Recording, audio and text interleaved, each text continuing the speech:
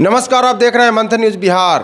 Supreme court के तरफ से जातीय जनगणना के मुद्दे पर बिहार सरकार को बहुत बड़ा झटका लगा है। जातीय जनगणना मुद्दे पर हाईकोर्ट के रोक लगा देने के बाद बिहार सरकार ने सुप्रीम कोर्ट का रुख किया था, जिसमें उसने सुप्रीम कोर्ट से हाईकोर्ट के रोक को हटाने की बात कही थी। लेकिन सुप्रीम कोर्ट के तरफ से हाईकोर्ट के रोक को हटाने से इनकार कर दिया गया है और इसके बाद बिहार सरकार को बहुत बड़ा झटका लगा है। जातीय जनगणना पर रोक लगाते हुए हाईकोर्ट ने उस वक्त कहा था कि इस पर विचार करने की ज़रूरत है कि क्या यह लोगों के निजता के अधिकार के हनन करने की बात है। जनगणना केंद्रीय सूची का विषय है, इसलिए इस पर रोक लगानी चाहिए। साथ में हाईकोर्ट ने यह भी कहा था कि जिस प्रकार से बिहार सरकार जातीय जनगणना कर रही है वह विधानसभा में पारित कानून के जरिए नहीं बल्कि प्रशासनिक आदेश के जरिए हो रहा है, इसलिए कहीं ना कहीं इस पर प्रश्नवाचक चिन्ह है और हाईकोर्ट ने यह कहते हुए रोक लगा दी थी।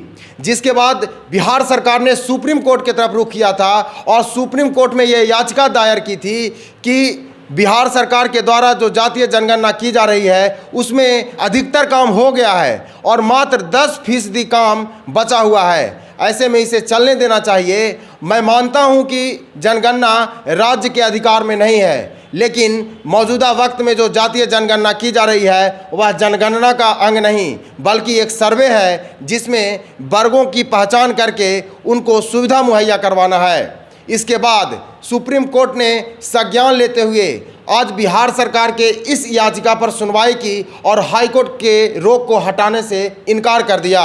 सुप्रीम कोर्ट ने आगामी 3 जुलाई को हाईकोर्ट में बिहार सरकार को उपस्थित होने की बात कही है और अपने तरफ से जातीय जनगणना पर तर्क देने को कहा है। और यदि उस दिन बिहार सरकार हाईकोर्ट के बातों से संतुष्ट नहीं होती है या किसी भी प्रकार के बिहार सरकार को आशंका लगती है तो वह सुप्रीम कोर्ट की तरफ रुख कर सकता है और 14 जुलाई को सुप्रीम कोर्ट इस मुद्दे पर पूरी तरीके से सुनवाई करेगा। अब यह 14 जुलाई के बाद पता चल पाएगा कि बिहार में जो जातीय जनगणना चल रहा है वह आगे निरंतर चलेगा या उस पर रोक लग जाएगी। आपको हम यह भी बता दें कि सुप्रीम कोर्ट में न्यायमूर्ति अभय एस ओका और न्यायमूर्ति राजेश बिंदल की पीठ ने कहा कि इस बात की जांच करनी होगी कि यह कवायद सर्वेक्षण की आड़ में कहीं जनगणना तो नहीं। पीठ ने कहा कि हम यह स्पष्ट कर रहे हैं यह ऐसा मामला नहीं है जहां हम आपको अंतरिम राहत दे सकते हैं।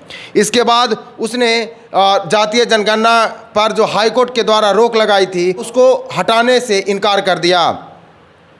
पीठ ने यह भी कहा कि हम निर्देश देते हैं कि इस याचिका को 14 जुलाई को सूचीबद्ध किया जाए।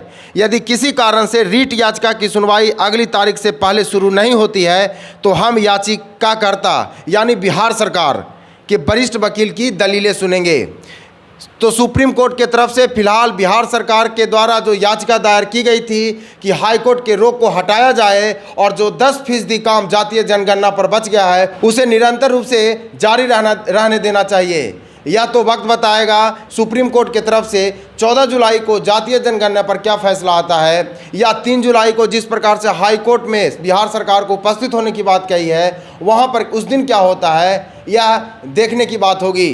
फिलहाल जातीय जनगणना मुद्दे पर बहुत बड़ी यही खबर है कि सुप्रीम कोर्ट के तरफ से हाई कोर्ट के रोक को हटाने से इनकार कर दिया है। बाकी जातीय जनगणना के बारे में आप क्या सोचते हैं हमारे कमेंट बॉक्स में ज़रूर बताएं। देखते रहें मंथन न्यूज़ बिहार। बहुत बहुत धन्यवाद।